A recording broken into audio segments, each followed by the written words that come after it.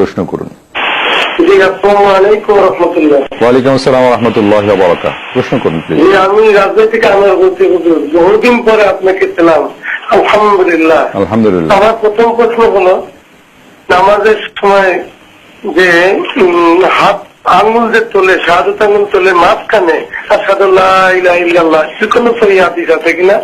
দ্বিতীয় প্রশ্ন হলো, রাসূলুল্লাহ সাল্লাল্লাহু আলাইহি ওয়াসাল্লামের সঠিক জন্ম তারিখ কত এবং সহিহ হাদিস কোন জায়গা, কোন রেফারেন্স আমরা পাবো, এটা জানার জন্য।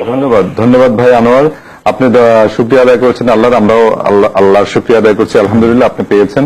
ভাই যানজট তো সব জায়গায় আছে, টেলিফোনে যানজট হতে পারে। আর আপনি যে দ্বিতীয় প্রশ্ন, টেলিফোন জট, ধন্যবাদ।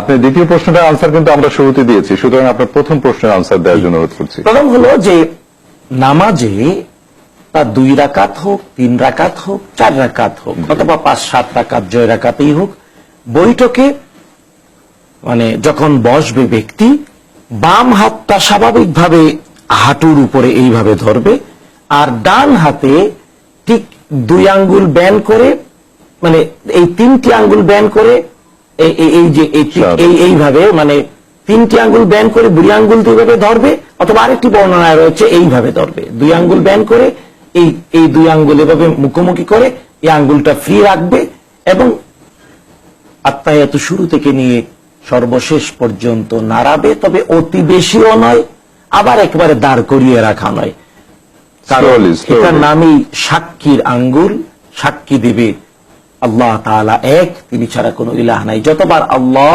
অথবা শাহাদাত আসবে ততবার আঙ্গুলটা নাড়াবে। এটা সহিহ সুন্নায় প্রমাণিত, অনেকগুলো বিশুদ্ধ হাদিস। ধন্যবাদ। আমরা